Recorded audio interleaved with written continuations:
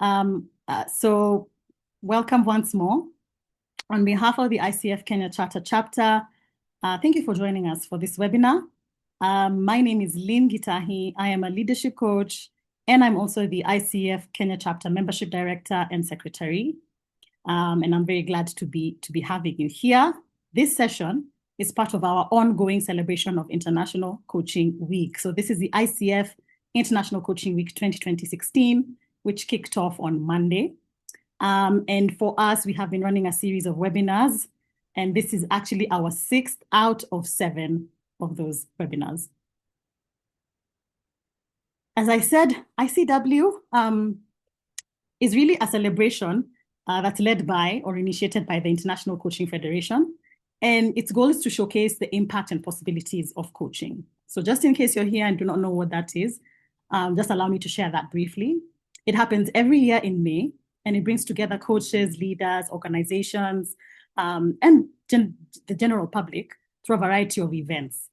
These events are designed to increase awareness and accessibility of coaching. So during this period, you can typically expect lots of webinars, workshops, panel discussions, complimentary coaching opportunities, coaching demos, networking events, and community meetups.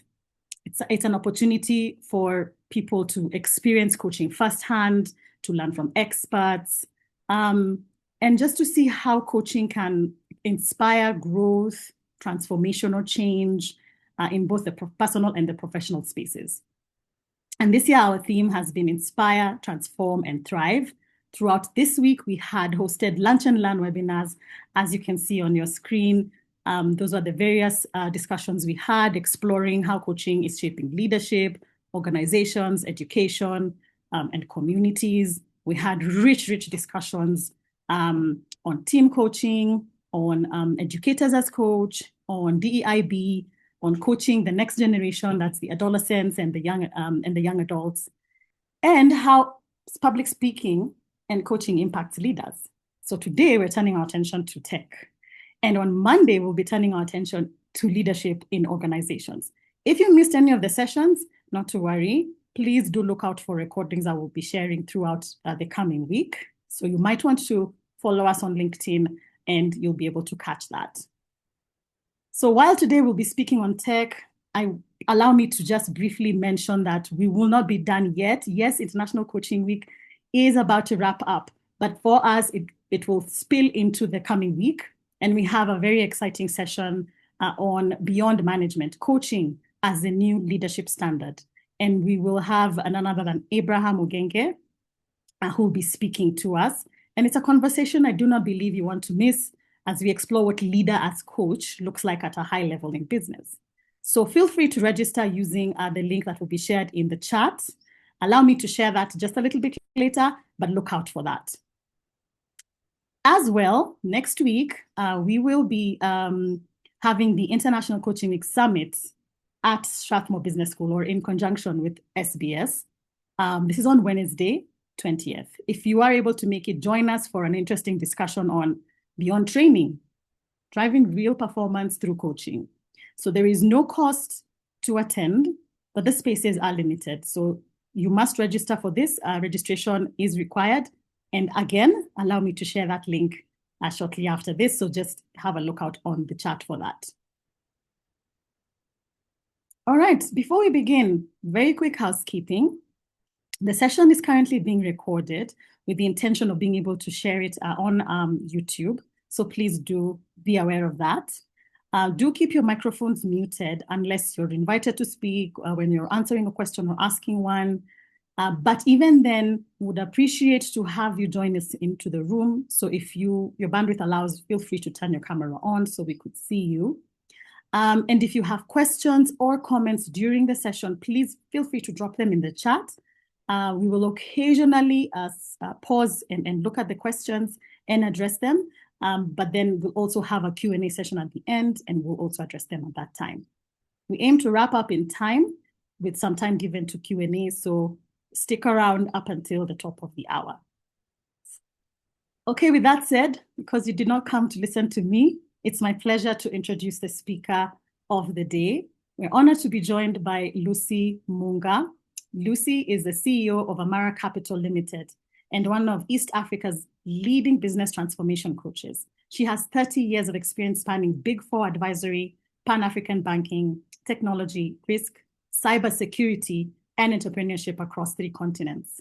She is an ICF certified, or rather credentialed, associate certified coach, that's ACC, and has held senior leadership roles at organizations including ABSA, Barclays, Ernst & Young Kenya, and PricewaterhouseCoopers. In these areas or in these organizations, she led technology, data analytics, cybersecurity, and risk assurance functions across 10 African markets. Today, through Amara Capital, she works with executives, managers, entrepreneurs, and organizations to build high-impact businesses, strengthen leadership capability, and navigate transformation responsibly, or should I say ethically. She's also an entrepreneurship coach at African Leadership University in Kigali and a facilitator with the Global Academy of Finance and Management in the US. She is a published author of 3 books on entrepreneurship and financial empowerment.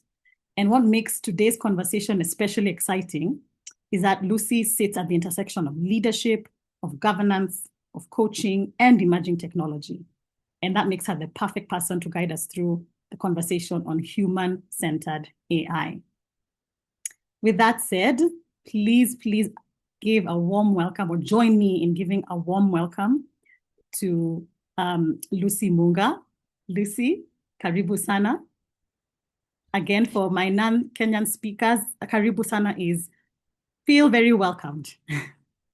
So welcome, Lucy. Thank you, Lynn, and karibu sana, everyone.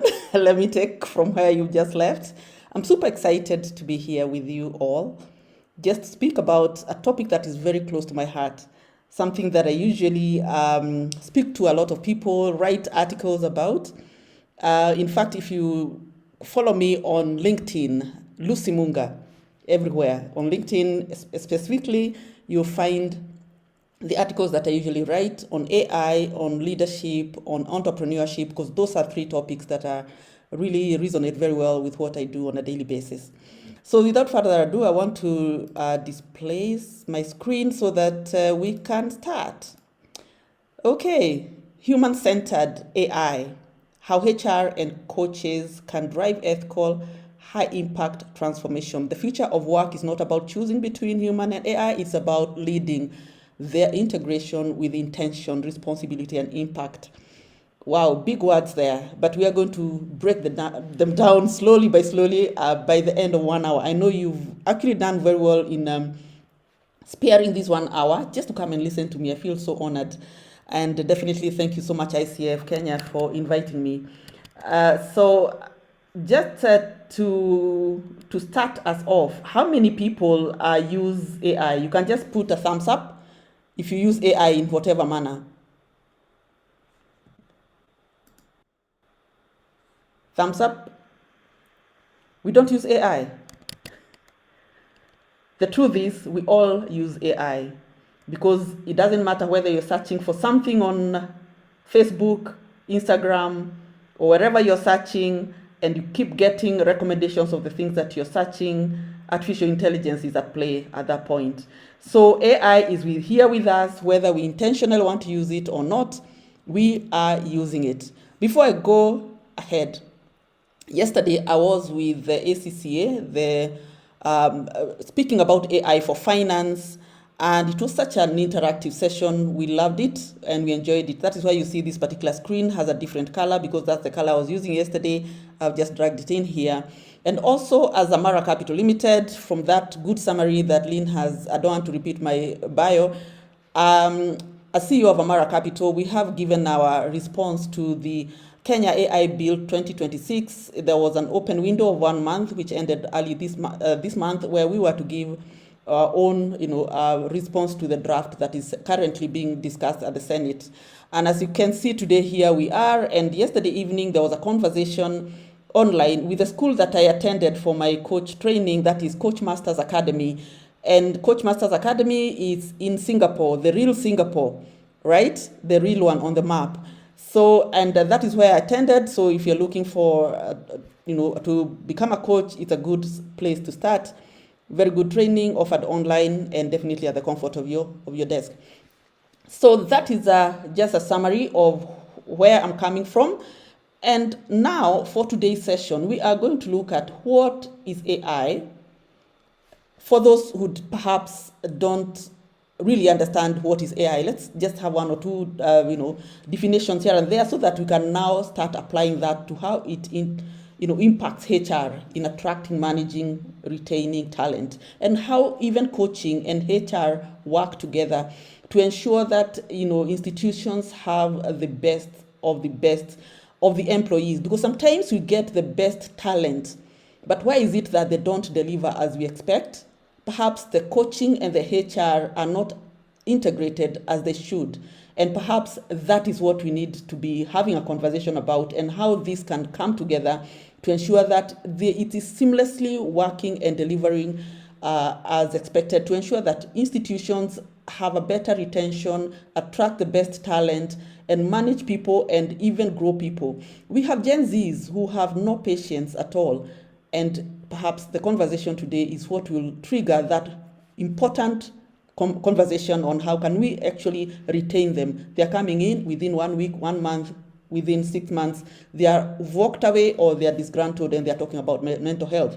Sometimes it's not mental health. They're just unhappy. They're just distracted. They're just not focused. We'll talk about that and how all that can come together. Yes, an hour is a short time, but we'll try and cover all that. And that is why, as Lynn said, kindly type your questions, your comments, your aha moments. There are some of those things you'll just pick up. Please quote that something you want to quote inside that particular chat box, so that, yes, even somebody else who had perhaps zoned off a little bit can read it and also say, wow, yeah, that is a point I need to apply in my organization. So we are speaking to SMEs, we are speaking to individuals, the corporates. Today, everybody is involved. So please ask the questions, comment, and even give a thumbs up when you feel something is actually resonating pretty well with you. We'll also touch on the policies and standards, because we cannot work in a vacuum. We must have some guidelines, and these guidelines, where do they come from? There are various places they will come from. If you check on my LinkedIn, you'll see an article I was writing that AI is not an IT function, it's not an IT project, it's a business project. And you'll see what recommendations I'm giving there on LinkedIn, who actually should lead an AI project in your organization. We'll touch on that, but more details are in there, and you'll also see the people commenting and the additional points they are giving there. I'm really loving that conversation. And definitely, because my background is in teaching, we'll have some takeaways. What can you do for you as an individual, as an SME, as a corporate, starting today, so that you can start implementing the things that you learn today? And of course, how can you work with Amara Capital? We're here to support you. We're here to give you all that you need to be able to be successful. Okay, so I know I'm speaking with HR people today. I'm speaking with the business owners. I'm speaking with certified coaches. I'm speaking with everybody. So we'll speak also about the tools and about everything else that you require. Now, the first screen, what I am showing here is about what is AI, a plain language introduction. So I'll use a simple, plain language to just speak through, because we have people from all walks of life today. So on this particular screen, you can see what is AI. In plain language, artificial intelligence refers to a computer systems that learn from data to recognize patterns, make predictions, and even generate outputs without being explicitly programmed for every situation. In plain terms, it is a software that learns from experience. This is something we didn't have before. We are talking about a software learning from experience. In fact, imagine a new employee in your house, or rather in your office, that you have just inducted. How do they learn? They learn by reading online, by listening to the older colleagues who've been there, and then they make their own decisions. They even start now getting absorbed into the culture of that organization. They start learning how to behave, how to speak. And if the culture in this new organization was different from the previous organization, they'll have to change slightly to be able to gel in. And that is how AI is operating. So think of AI as another human being that is working with you. Before AI, there used to be predictive analytics. There used to be data analytics. they were static, and it's you as a human being that needed to pick that data, to analyze it, and even to describe what it means, and even to give your client responses or actions on how to maybe correct their data or correct some aspects of it. But this time, if you pick the same data and load it onto an AI tool, it will actually analyze the data, it will give you the gaps, and it will even give you the way forward on how to correct that data, or even how to what actions you need to take depending on what type of report it's analyzing for you. It is actually almost a human being. Actually, I can call it another human being. The only thing that is missing is the feelings that a human being has, or those other, the way a human being can read between the lines, because AI actually reads with the data that you've given it.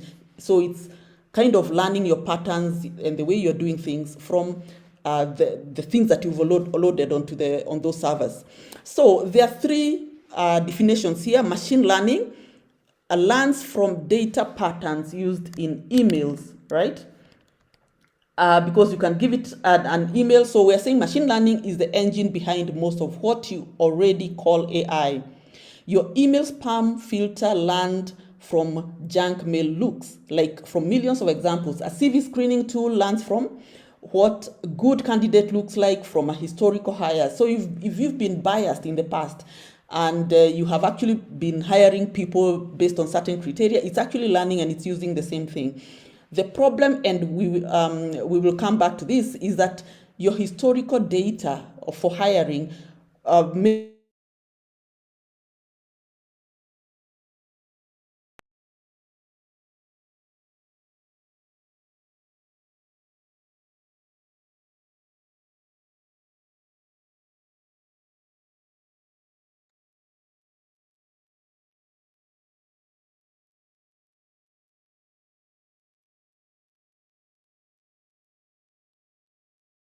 system that was used was trusting women in repaying debt better than women, and that is why the wise credit card had a higher credit limit.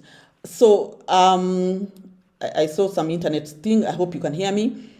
The second definition is that the natural language AI, this is the AI that generates human language. Think of your phone autocorrect, or think of a chatbot on a website. Think of an AI tool that now drafts performance reviews, summarizes meeting notes. This is and then generates coaching conversations and starters. And this tool is even becoming a standard for HR platforms, definitely, because of the hiring and all that. So that uses the natural language AI. When it comes to generative AI, this is the one that has changed everything since the year 2022 years. Because that's when ChatGPT came in, and now we even have Gemini, we have Copilot from Microsoft, Gemini from Google, we have Anthropics giving us what do you call this other one? Yeah, and the tools that do not just retrieve data, but they create data. So they learn from you, and what they learn from you, they implement it, they even generate their own data. They kind of have some sort of understanding based on that history data that you uploaded. And then they write, they summarize, they draft, they analyze, and this is what most of the colleagues are experiencing or experimenting with right now. And whether you have approved it or not in your organization, your youngsters are actually loading information online to get that report quickly. Now, if you're working for a huge organization or even a small one and you have an employee, you can imagine what they're doing with the data that they're loading online. They could even be loading online a very sensitive information. And that's a conversation I'm having almost every day, that do you have any AI governance framework? And do you know what is happening amongst your employees, how they're working? Are you aware that your very most sensitive information could actually be going onto online? Yeah. So this is about how yes, a new employee learns. Okay. So if you look at sorry, I think I've gone backwards. AI you already use today, like Netflix recommendations, like Google Maps, Spotify, WhatsApp, LinkedIn job matches, even fraud alerts nowadays. Even if the same systems that used to do fraud alerts in the banking sector or whatever, even manufacturing or whatever it is, insurance, Nowadays, it's a lot more easier, and they're able even to stop a transaction from progressing. Before, you only got when a fraud has already taken place, and you're analyzing and you're trying now to take some people to court. Yeah, but right now with AI, you're able to stop a transaction from going all the way to the end. Let's say it's a Visa card that's fraudulently being swiped somewhere, and the system, after learning what happens in the system, it's able now to stop that transaction from progressing forward all the way to the end. So I didn't get any thumbs up for anybody who is using AI, but I can now go straight. How many of you have used ChatGPT or Copilot or even Claude, Gemini? Thumbs up, just thumbs up. If you have used any of the any of the AIs, I'm sure ChatGPT, majority of us could have used it, right? Okay, we are pretty quiet. You know, when it comes to IT stuff, I don't know why people like to keep quiet. Sorry, But Lucy. Maybe you don't see the thumbs, but there were very many thumbs up oh, coming. okay. Yes, very Oh, many. all right. Yes. Fantastic. Thank you, Lynn, for that. I didn't see any because I think of because on my screen. Thank you so much for Yes, that. So possible. maybe then we start typing in the comment and we put a yes, yes, yes, so that I can be checking. Because I think from this side I'm not able to see the thumbs up. Okay, awesome. Thank you for that. So going forward, I think we'll be putting the word yes on the comment section. All right. So we are on this particular screen.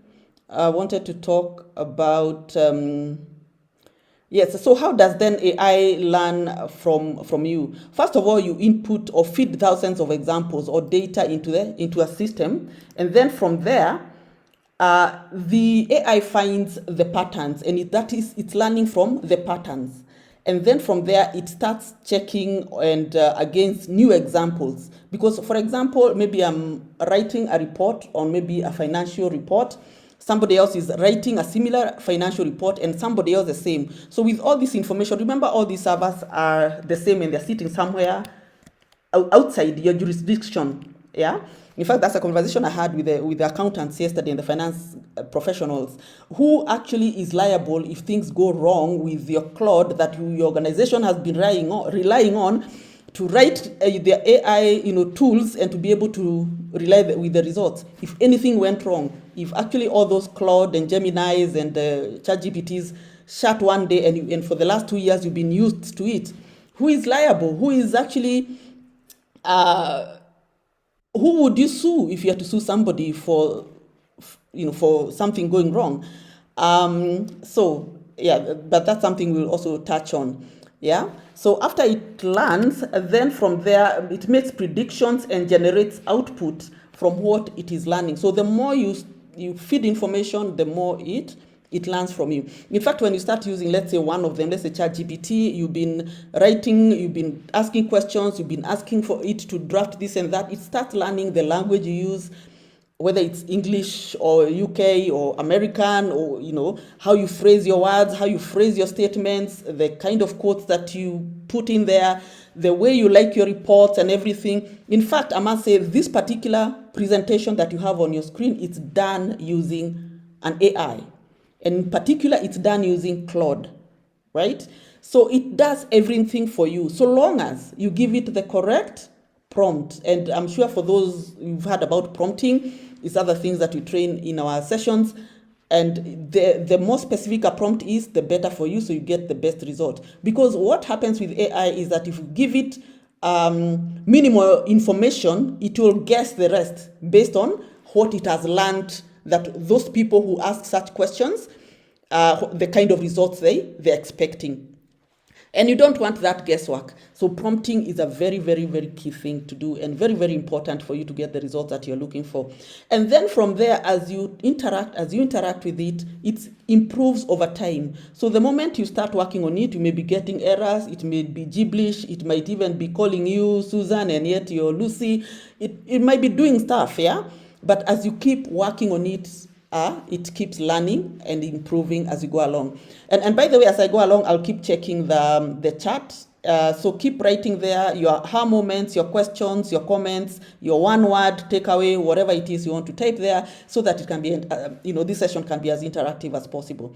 So let's look now at how this can be used in the HR environment to attract, manage, and retain your talent, right? So I keep referring to my notes, which is pretty good. So let's look at that. This is something for those in HR or in coaching world, or even those who've worked for some time. These words that I'm using here: attracting, onboarding, developing, staff, retaining, and growing, are words that you have used in the past. And perhaps you and your team have been having quite some voluminous piece of work, and therefore you are spending days and nights trying to keep your data correct and being able to do it on a day-to-day job. So when you look at AI across the talent life cycle and where HR is being transformed by AI, let's look at the first on the left-hand side in attracting, right? So how is that used in attracting? The CV screen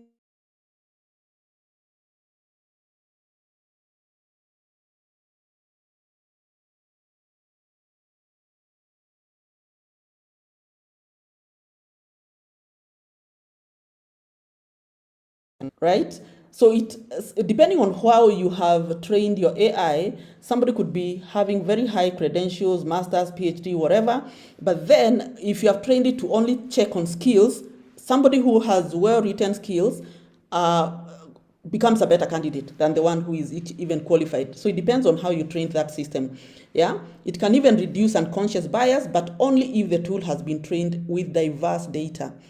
In fact, this is where the magic is. The best trained AI tool performs a lot better. You get much better results. And the question is not, should we use AI in recruitment? It is, which tool and how and even what oversight do you need? Because one thing we are saying as for now, the AI world is a toddler right now. Having just been born properly in 2022, although the whole idea started, I think, in 50s or 1960s, but 2022 is when we started properly now using these friendly, friendly whatever it is, and that you have no control on. Remember, before, IT people had your data in a server, sitting in a server room. And therefore, if anything happened, they could go into the server room and diagnose the problem, and they would be able to tell you that is why your ERP perhaps is not performing well, or maybe it was down, or maybe you had, maybe the database was hacked. That is why your data is not as correct. Now they will restore, maybe yesterday's data because today's data is not correct. So IT department had control on how the servers are operating. Today, you don't know when you upload information onto that tool, where is that information even sitting, and who could tamper with it. Assume these tools or those servers, because there are about 5 or 6 of them, the major tools that are being used worldwide, assume they were hacked, and the whole world may even come to shatter, at some point. So as much as you're using the tools, the human oversight is so essential at this stage. We are saying AI is at a toddler stage. It was only born in 2022. We're in 2026. It's a 3-year kid. So treat it as the way you treat a 3-year kid. Yes, it's working for you. It's giving you results, but what could go wrong? And it's important, and that is why I was training yesterday, the AI governance component. Who should actually be involved in ensuring that AI is operating optimally in your organization? So these ATS tools that HR teams are using to filter and even get the best candidate, are they actually operating optimally, or are you leaving out candidates that could have actually been the best, but you only pick the one who had a best written CV, but not the best candidate? Wow, something to ponder about as you go along. So the second component here we are looking at is the onboarding. This is one of the highest leverage moments in the talent life cycle. Research shows that poor onboarding is a primary cause of early attrition. Up to 50% of new hires who leave within 6 months cite insufficient onboarding support. and AI personalized onboarding journeys like frequently asked questions, the chatbots, the culture fit assessments. They are now reducing this significantly, because you could have the best candidates and you don't even give them a buddy or somebody to handhold them as they start walking through the organization.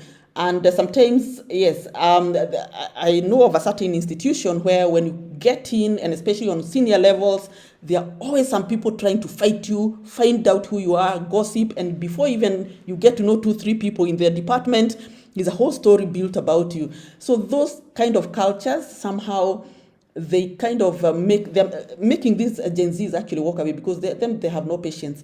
The Gen Xs, and the millennials somehow could persevere some of these environments until they learn their ropes and they're able to fit in eventually.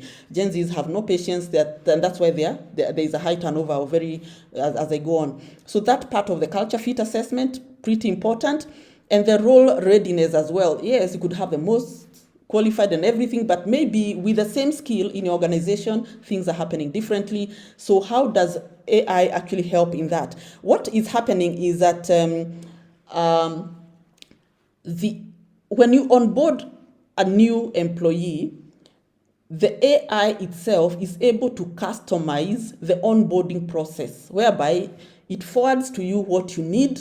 Maybe day one, you get to know something. Day two, it sends you a video which you understand, and maybe it asks you a few questions. It's able to make a decision which other video and materials it can forward you on day three. On day five, which other material it can send you. It's so personalized, the onboarding process using AI. Right? Before, you could just come in and in a group, maybe there's somebody talking to you, all of you assuming that you all need the same thing to be onboarded. But AI is actually making that more personalized, and it's much, much better. It's just that it depends on how you have actually coded that particular AI solution for your organization. Yes, and it's spot on. So, and then definitely it's able, even after 30, 60 days, 90 days later, it's able even to send you a new email asking you, hey, are you fitting in? Do you have any questions? What else would you need? It's talking to you. Remember, we said AI is a human being, so it's actually talking to you. Now, the other one is around the development, right? I think that's what I've been talking about, the development, about the individualized L&D pathways, about the high potential ID, the 12 to 18 months, the career pathways. Those are the ones that are actually even recommended. As the AI understands what you are passionate about, how you work, the results you get, the appraisals you get, it's able actually even to tell you, now, I think your career pathway should not be this way, should be that way, because these are your strong points and everything. And also, and because it's getting trained as you go on. And it's also able to tell you your skills gap and recommend the training that you need. When it comes to retention, this is where AI becomes genuinely transformative, and where the ethics conversation even becomes most urgent. AI can predict with reasonable accuracy which employees are at flight risk. Even 3 to 6 months before they resign, it's able to predict. Because remember, the employees are actually interacting with it on a daily basis, if well implemented, that is. Yes, it analyzes engagement survey patterns, workload data, manager relationships, signals, and even compensation benchmarks. So it's keeping on checking for every employee, how do they fit in, what's the workload, what conversations they're having with their managers, do they actually, are they gelling on everything? And even the surveys that we have always done as employees and giving feedback, now they can analyze all that and put a very good recommendation on how the career path of a certain employee should be going forward. All right, and finally on this particular screen is a growth aspect, whereby finally the AI is transforming how organizations build their leadership pipeline, succession planning, which was traditionally driven by politics and gut feel. So for those who want to use politics and gut feel and also even upload that kind of decision making onto AI, definitely it will also learn exactly that, but it has no gut feel. And the politics part may not apply, because there are some organizations, definitely we say politics are good, but sometimes politics can actually become roadblocks, right? So AI succession models analyze performance data 360 degrees, and career trajectory and skill adjacency to build evidence-based leadership pipeline. So when it comes to succession planning, when someone leaves, sometimes some organizations get the best from the team to promote. Other organizations believe in recruiting to replace those particular gaps.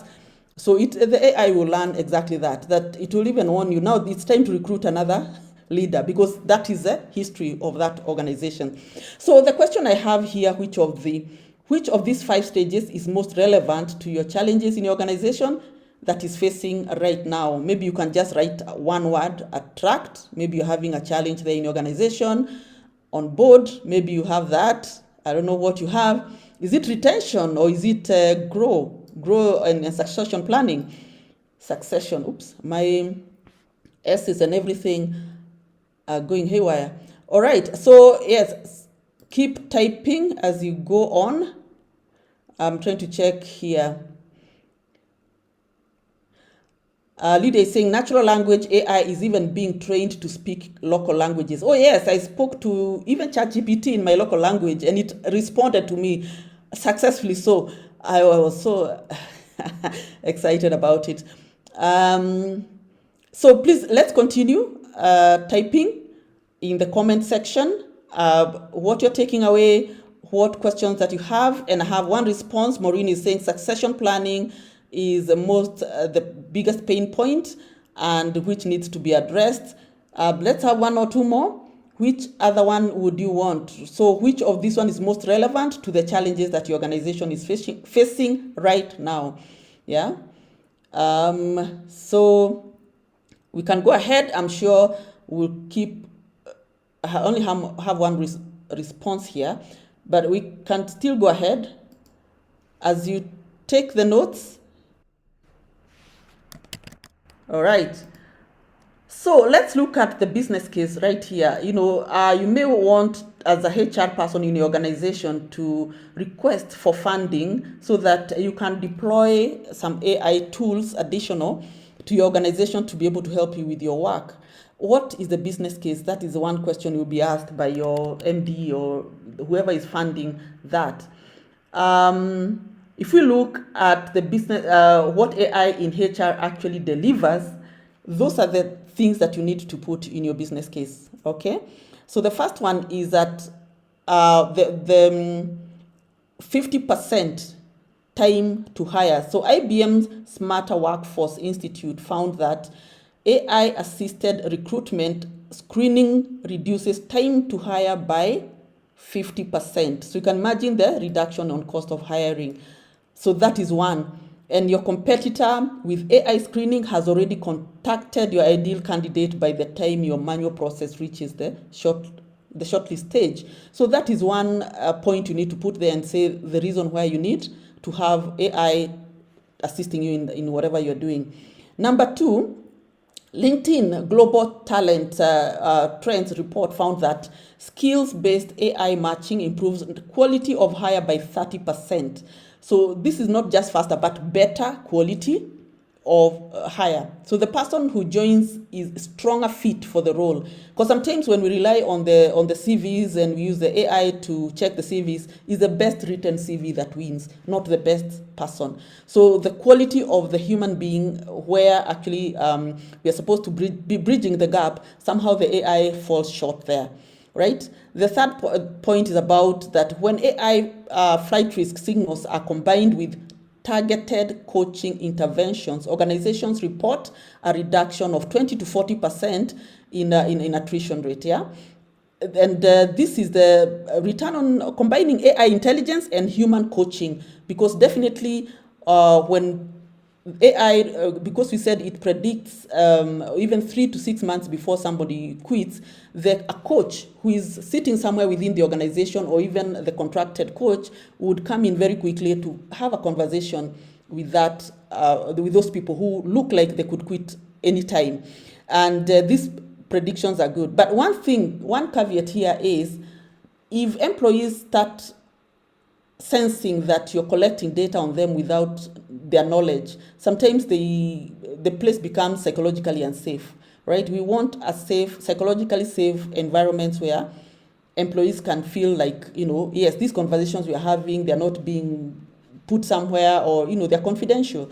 So, but you remember this particular, what I'm talking about is that AI is actually doing this in the back end, and it's picking this information.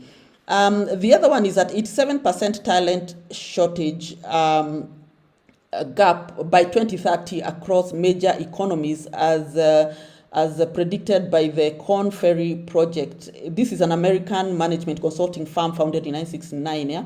And it's based in Los Angeles. And they wrote this particular report that there will be, shortage of talent by 87 million, by 2030.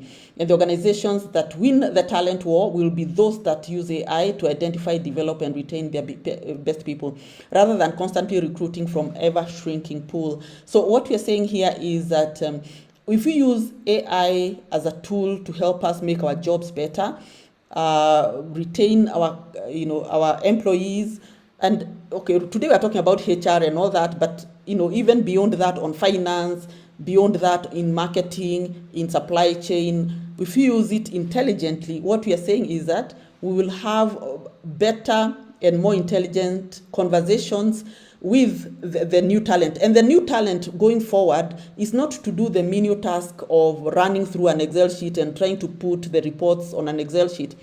The conversations will be more richer, more with your employees, and then the employees will actually move a notch higher in having now the strategic conversations with their clients, with yourself internally, and so on. So we'll be having actually more intelligent workforce, because this other basic work, the clerical work, will all have been taken over by AI. So if your organization, you're using AI intelligently, the end result of the entire organization is growth and expansion, yeah, and that's what we are trying to bring out here.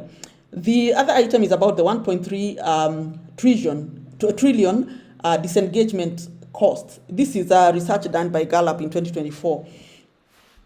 Global Workplace Report calculated that employee disengagement costs the global economy 1.3 trillion annually. And we are also saying that AI-enabled engagement monitoring combined with coaching is one of the most direct interventions available. In fact, if you're writing that particular write-up or the business case, perhaps you could cite some of these things. Retention is definitely much cheaper than recruiting so often to fill the same gaps you filled less than 12 months ago. So, and how much it costs the organization. So you just need to calculate that in your organization. And definitely, yeah, it's a good thing. So 25% revenue per employee is 25%. So McKinsey research consistently shows that AI-enabled organizations report 20-25% higher revenue per employee than peers. You can imagine your employee actually having fun, working with AI tools that give them results faster, so they don't have to really get problems searching for information, because this tool is searching for that information for them. And even now the conversations are happening faster, more closely with you and your team. And definitely as an organization, you're even focusing your energies to the right things, into marketing, into market growth, into product innovations. And you're now diverting your attention to other things and not these clerical tasks of building reports. And definitely you can see the good thing of building ensuring that you're using AI in your business. So the important point here is, you can read at the line at the bottom, is that AI in HR is classified as high risk under the EU Act, AI Act of 2024, and hence requiring mandatory transparency, human oversight, and bias auditing. So it's a very sensitive area in HR, definitely, to use AI. It's classified that way. And in fact, if you look at even the Kenya AI bill that is currently before the Senate, the same thing. It's actually ranking this AI in HR as very high risk. So just take attention, be careful on that. So actually the Kenya AI Act of 2026 is actually based on this EU AI Act. So there's a lot of similarity there, and there's a lot of even the USA one. There's that there's a lot of other standards that it has borrowed from, and it's important as a HR or you sit as a team. And what I was talking about, the AI governance team, and come up and borrow your policies and procedures from different jurisdictions and also acts, policies, standards, and be able to come up with something that works. So how that I have actually mentioned how AI and coaching can work together. Yeah, the human intelligence layer, which is the coaching. So I'm talking about now coaching, bridging that particular gap that AI cannot do, the human touch. So you can see how, as a coach, your job is so needed going forward, right?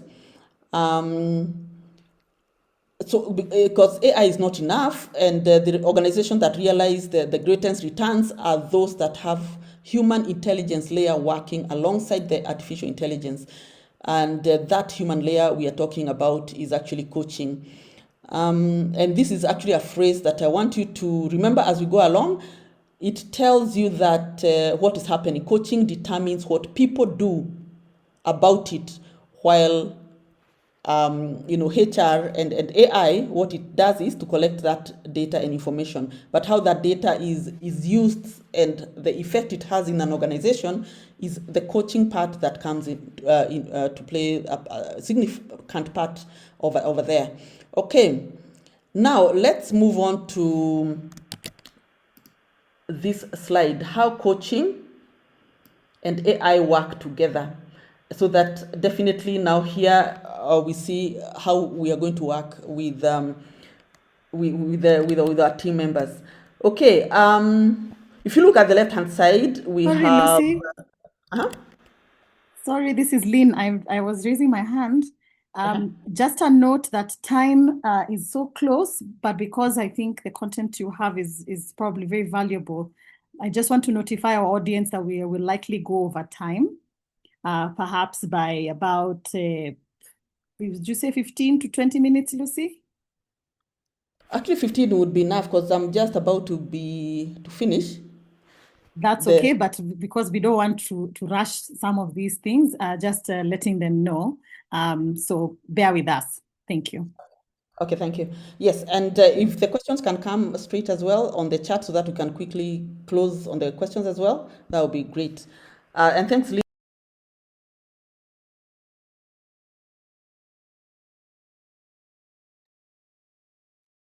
Sorry, I think we just lost her, but she should be able to be back. Might be a power issue. Apologies for that. But in the meantime, what's coming up for you as this discussion is ongoing? What are some of the areas that have piqued your interest and that you perhaps would want more information on? Please share in Oh, the chat. sorry, my machine restarted. Sorry about that, but you're welcome. No, Just not with my. letting the audience know the chat is still open. We're really welcoming their questions and thoughts. And All even right. if it's, you're still digesting, you can also share that, still digesting. All right, Lucy, over to you. All right. Okay. So, but I'll definitely move a little faster. I understand it's lunchtime and people need to go back to work. So important. Okay. So I can tell you that an employee's engagement score has dropped 23% in the last 6 weeks. It can flag that they are showing signs of flight risk, and it can tell you that their workload has increased by 40% since their last salary review. And that is extraordinary. It's good intelligence, but it cannot sit across that table with a person to actually ask questions like, what actually happened? What is really going on with you? It cannot even create a psychological safety that allows the honest answer. This can only be done, yeah, through coaching, yeah. It cannot even hear what is not even being said. And those are the things that coaches come into, the bridge that the coaches come to bridge that particular gap. That's why I've put here on the left hand side what it provides and what coaches add to the process. So if there is a screenshot you need to take, is this particular one, but I'm sure Aline will share with you the entire pack. later so that you can use this. There are so many things AI is doing, but what is remaining and it will never do are the psychological safety and trust, the root cause conversation, the mindset and behavior change, the values and the purpose alignment, accountability and follow through, yeah, ethical reflections and even judgment, yeah. So some of those things need to definitely bring in to close that particular gap, retain your staff, and even being able to grow your talent, right? And yeah, building a psychologically safety environment, which is lacking nowadays. And that's something I keep saying. A long time when we started working, places were so comfortable, they were like home, but things have changed over time. I think internet brought other things. All right, so for this one, where AI then supports coaches, for example, if you look at, which I will run quickly in 1 minute, yeah. If you look at the executive and leadership coaching, this is the most established coaching market because ICF in itself definitely it's global, yeah, and AI is actually making it a lot more better. So AI can surface a 360 degrees feedback, leadership style data, engagement differentials that coaches can use as conversation anchors, and the coach focuses on mindset and behavior change. If you look at the AI adoption coaching, this is the newest and the fastest growing coaching application, right? Organizations are deploying AI tools and finding that the technology works, but the people don't change how they work. And that change requires coaching because it removes fear, builds confidence, and even creates a new habit. I remember there was one institution I used to work for, and we kept training and training and training, but training did not work until coaching was brought in place. So at this AI adoption coaching is an area, if you haven't thought about AI adoption coaching, you can add that to the list of the things that you need to be coaching your staff about. Because people, just like many years ago when computers came in and people said, oops, the computers have come, they're coming to take my job. That's the same thing they're thinking about AI. In fact, if you go to TikTok, if you go to Instagram, you see a lot of people complaining and saying, oh my goodness, I'm an investment banker and AI has taken my entire job. It's producing my investment reports in a second. What should I do? And this is a real fear. So if it's something you need to add to that list of the coaching plan for the year, is AI adoption coaching. Retention coaching is a direct link of that AI adoption coaching, and it defines the employee at risk 3 to 6 months before. And when coach is deployed, conversations start happening, and then someone starts feeling seen, heard, supported, and definitely they may change their mind. And definitely, yeah, you retain a lot more people. Manager capability coaching. Statistics tell us 75% of voluntary turnover is caused by poor line management. 75%, 3/4 of 10 people, 7 of them that leave, it's because of the leadership. And if actually you can use AI to take those statistics, you're able even to identify that manager whose department has a very high turnover. And this will even be predicted 3 to 6 months before, as we said. So you'll be able to tell this department, a lot of people might leave in the next 3 months or 6 months. Can we start coaching the manager? Without even them knowing why you're actually recommending some certain conversations, because you want to help him or her ensure that the team doesn't just disappear on them. Yeah, because AI has actually predicted way before for you.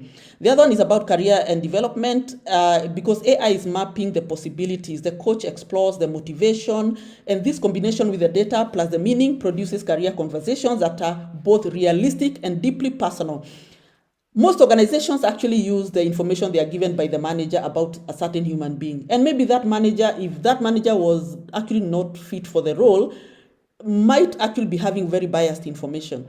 But with AI, you're getting better information because the systems have been trained to sense on what would happen in the next six months. So even when you're having a report from the manager, you also have an AI output, and combining those two, you're able now to give a better conversation with that particular employee. Yeah. And also the training investment is better targeted. Sometimes you take people for training and perhaps 3/4 of those people may not be requiring that training. It's something else that they require. They already have the skill, but the reason perhaps they are not performing is because of other distractions, family things, maybe mindset, maybe trauma, maybe other things. But AI is able to give you some pointers as to what could actually be affecting this particular employee, because this particular employee should be actually performing.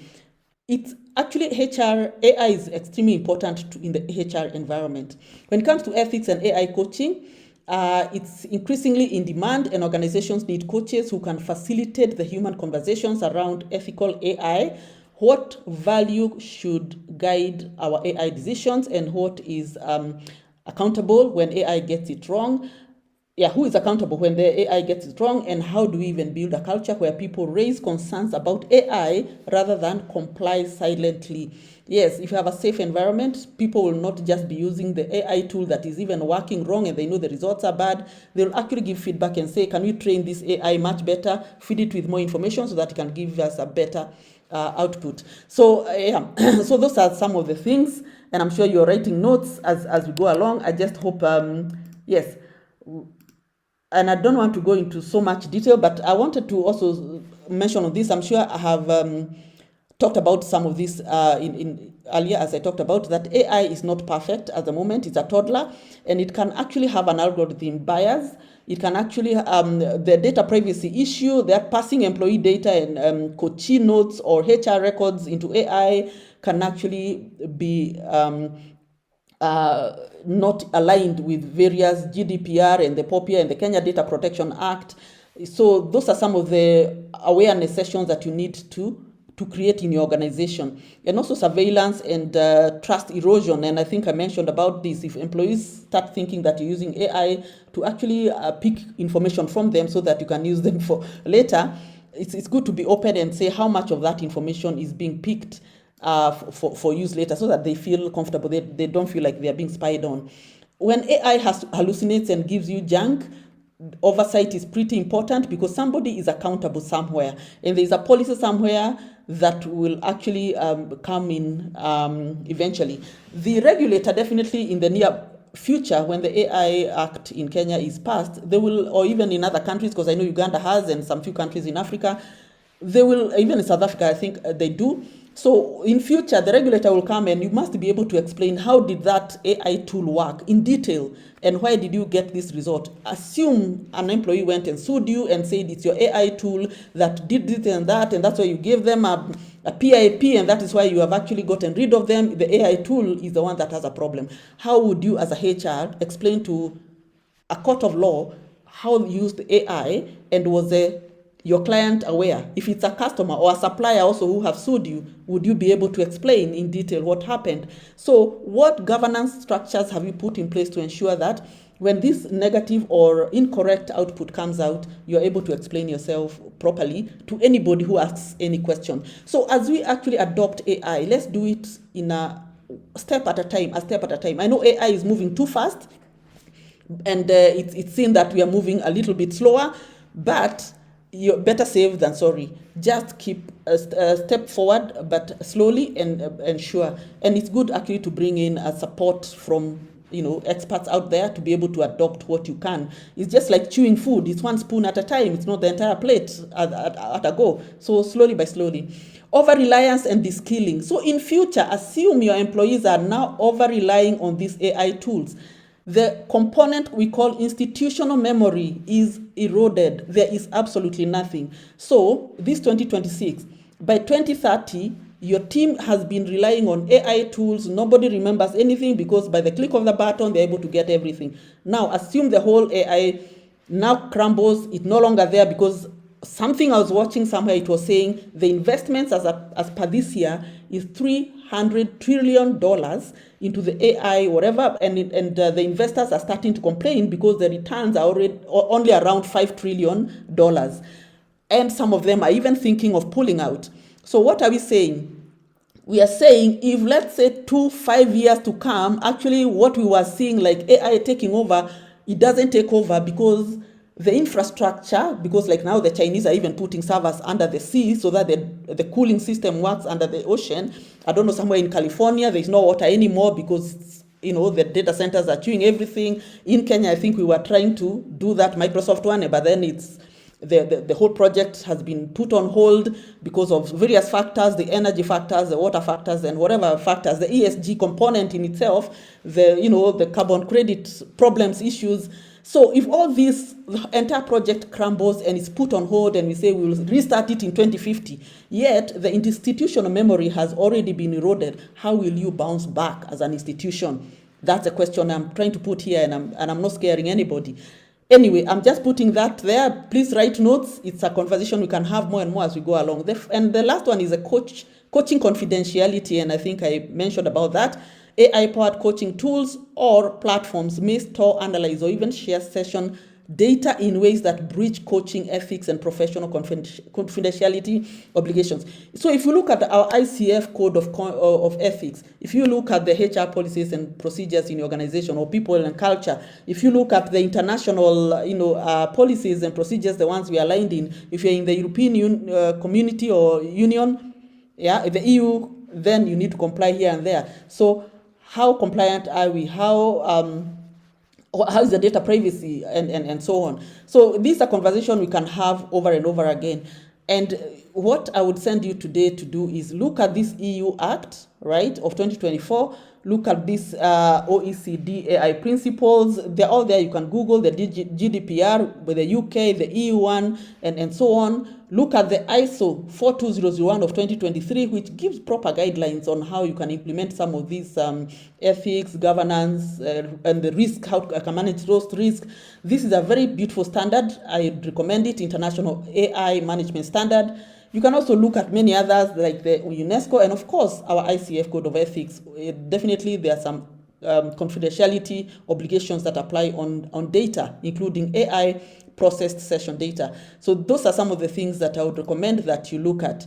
And definitely, I was talking about this, you read about it, the Kenya AI Bill of 2026 that establishes an AI commissioner with power to audit HR systems, classifies AI in hiring, performance, and HR as high risk.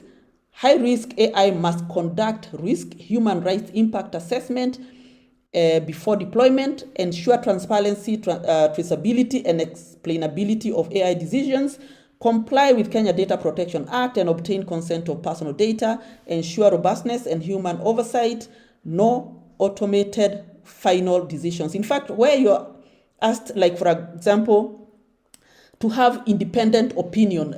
Can you say you have an independent opinion of an employee, yet it's an AI tool that ran the results of that employee, and the result says that you should actually get rid of this employee, or you should actually discontinue this employee. It's AI that did that. It's not you who did that. So did you do that independently? So as we actually assess our current policies and what they say and how AI is coming in to help us, we really have to be very, very careful, because facing a court of law, wherever you go, you have to be very articulate and sure of what you're talking about.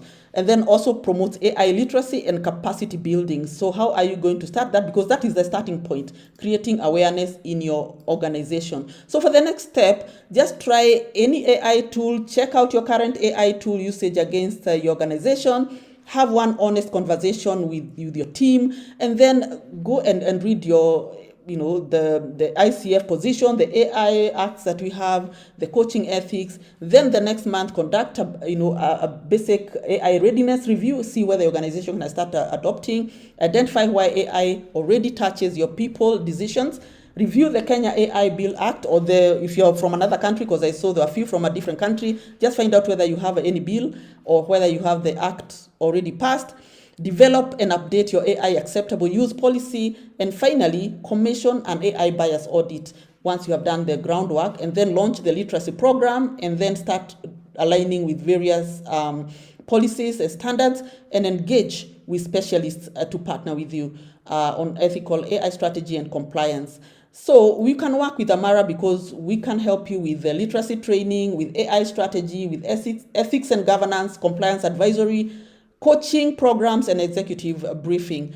And with that, I leave you with just three questions. Where is AI already in your organizations? And are people equipped to use AI responsibly? And are our coaches ready to guide them? And what would ethical high impact AI transformation look like in your organization? So yes, I want to thank you so much for even extending that more time to listen to me. I love this topic, and yes, I can stop there. Asante sana. Back to Lynn. Wow, wow, wow, wow. How many of you felt like you were in class and you did not come prepared to be in such a class? I hope you can see the appreciation coming. Thank you, everybody. Do please share your comments, your sentiments. Lucy, it was quite illuminating. And there was a lot to cover, and you really did take us through quite a bit. I'm pretty sure there'll be people reaching out to, further discuss. And at this point, if there are any questions, we would really love to have them. Yes, Onjiro says need another class. Yeah, this could be a series. We should be able to break it into maybe about how many, 4 or 5 sessions? And Sarah Josiah says, thank you, Lucy. Indeed, indeed. Thank you. We are grateful. And so please, if there are questions, we would really, really love to hear them. Let me just take a quick look at the chat. Any questions? Scholar says, quite informative. I look forward to more. Thanks a lot, Lucy. Basani says, very illuminating. Thank you, Lucy. Thank you, thank you, thank you. And as that keeps coming in, maybe I can ask one question just to get us going in case there's any other question that comes and people are still formulating it. But Lucy, for organizations that know AI is important, but generally feel overwhelmed because, some of the information you shared here comes from years of your own work experience. So they don't know exactly where to start. What would you say are, some good critical and practical first steps towards responsible AI adoption? Sorry, where am I? Yes, I was opening my mic and then something came on the screen. Okay, the No first step is to just go back into your organization and understand where are we. Take an inventory on what is happening in your organization, because let me tell you, already people are using AI. Already data is being uploaded to AI. Already that data, because it's just being uploaded into the free versions of ChatGPT or whatever it is being used globally to train AI for free. And you can imagine it's your organizational data. So having that candid and open conversation with your staff and understanding which tools are they using currently and for what are they using, just to make sure that nothing very secretive or confidential is actually being uploaded there. So just first take that inventory, first understand what's happening, and don't take anything lightly. Just write everything, even if it looks like simple, or I'm only drafting an email with it.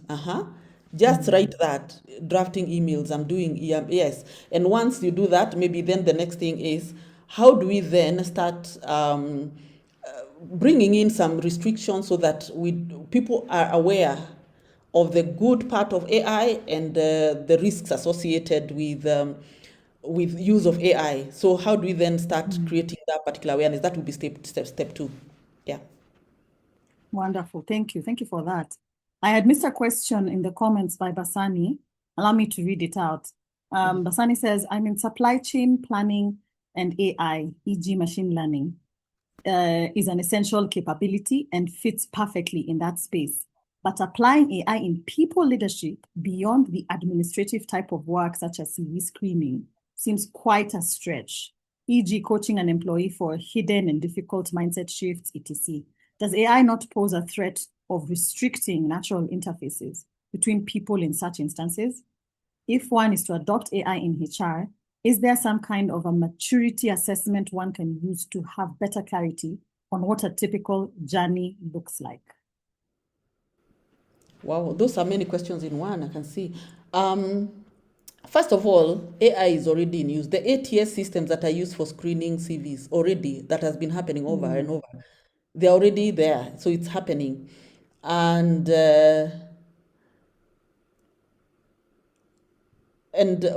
coaching an employee for hidden and difficult mindset shifts. That is where definitely a coach would come in, because when it comes to coaching the mindset of an employee, HR system, or rather AI, cannot do much. But that's a human intervention that would be required. But this question actually is quite so loaded.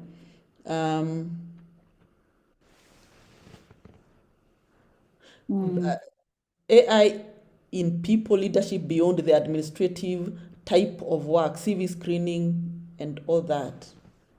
Or is And it the perhaps question? we can give it thought and respond. I don't know if Basani, you can come off mute Oh and yeah, maybe maybe yes. expound on Maybe. the areas, that you were Hello. looking to. Hello. Hi. Thank you. Hi, Lucien. We love your blogs, by the way, on LinkedIn.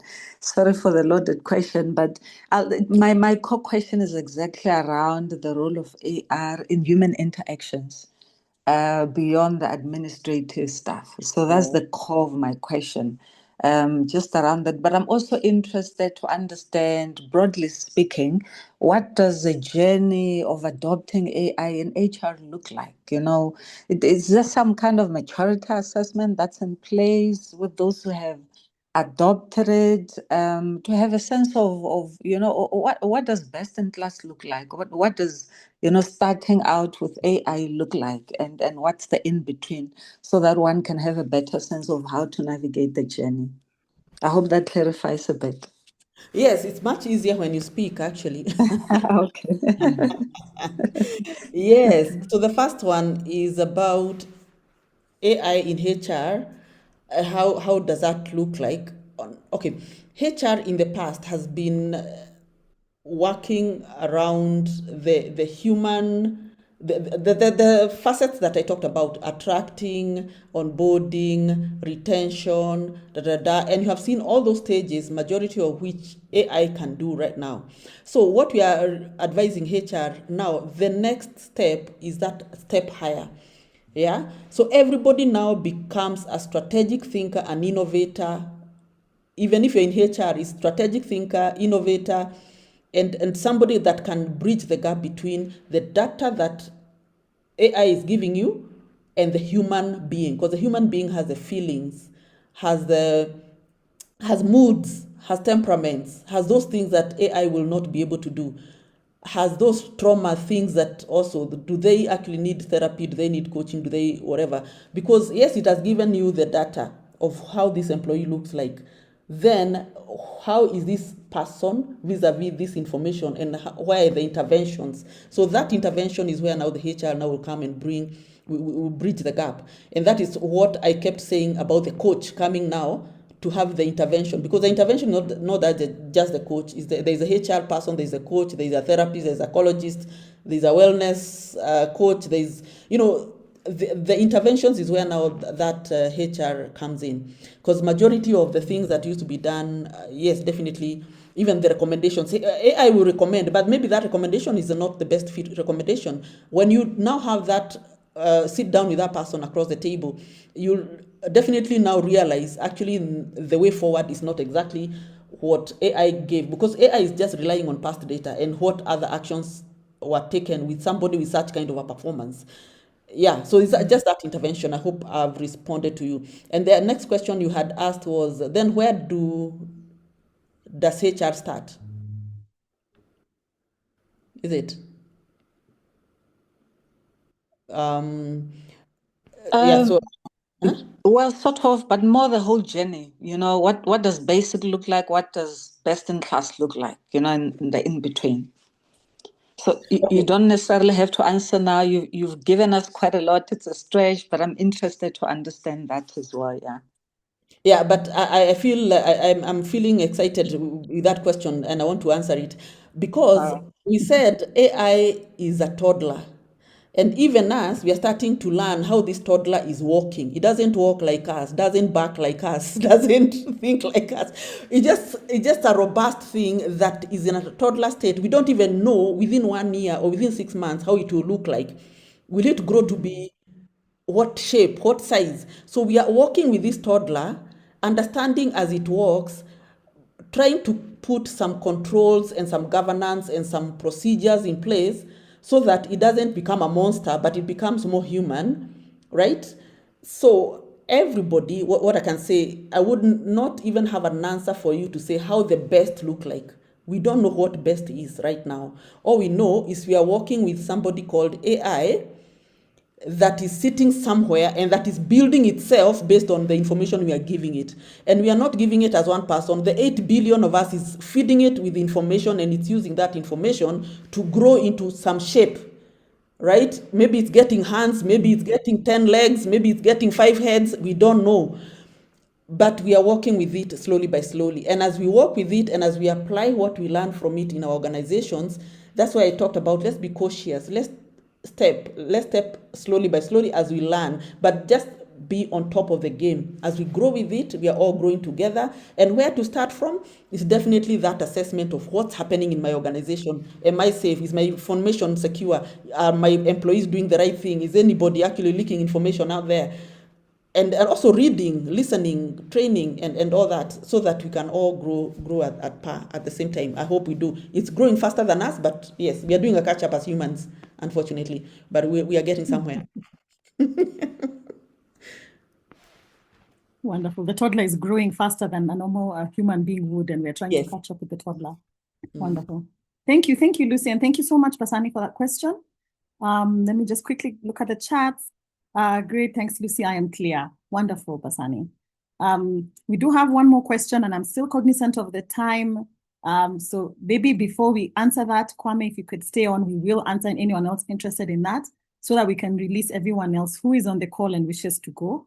A quick note to say, so a big thank you to you, Lucy, as our amazing speaker for today. Very, very deeply knowledgeable, and really you are a resource. You are a gem for this particular topic, and we are really grateful for that. So audience, please welcome me in celebrating and appreciating Lucy for this wonderful session. We're very grateful, especially as ICF Kenya.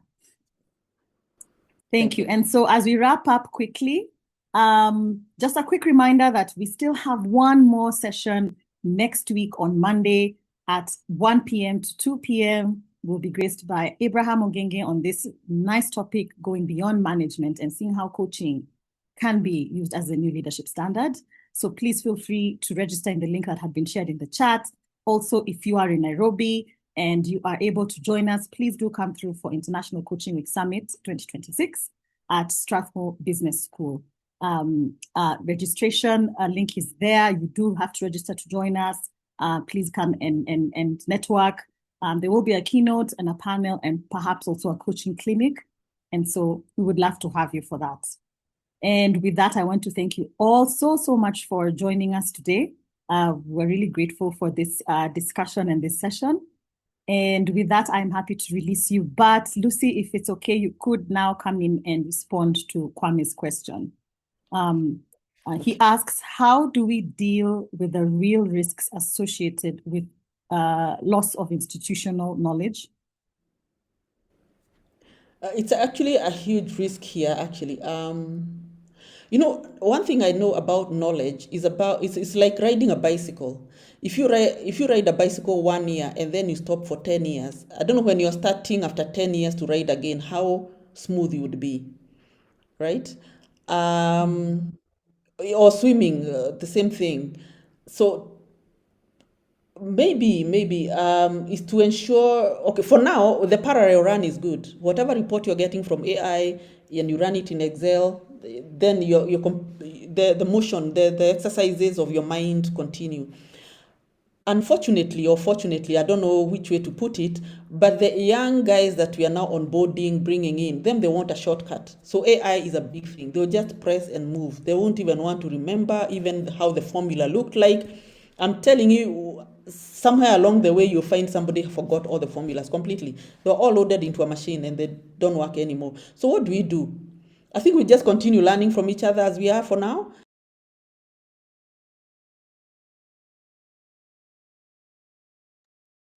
Sorry for that. I think her machine decided to cut her short unceremoniously. I'm sure she'll be back in a minute or two.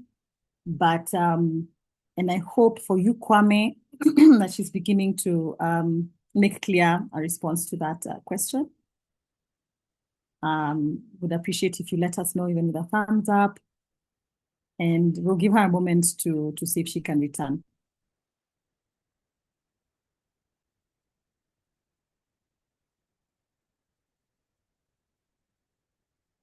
Oh my.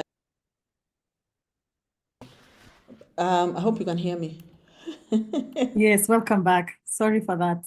Yeah, I just this twice now. But anyway, thank you so much, guys. I hope we are together. Let's just keep learning from one another and keeping each other on check, accountable, and share more information with one another so that we don't lose institutional memory. And actually advise your team as well. Let's keep learning, conversing, having debates so that we don't lose what we already know and what is being taken over by AI. That's my simple question for now. But maybe in future, as we learn how AI looks like, perhaps the response will be different or even more deeper than that. Yeah, thank you. Thank you, thank you. Kwame, I hope you are satisfied.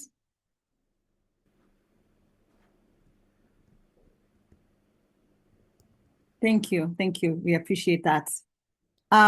So with that, I'd like to end our conversation today. Thank you once more for joining us, everybody.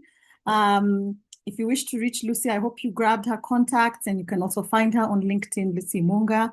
We will be able to share the slides with you in the coming weeks, along with the recording.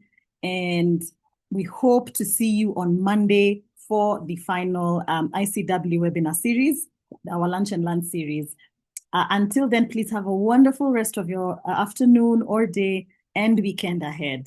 Thank you so much, and goodbye. Thank you. Goodbye. Thank you. Goodbye.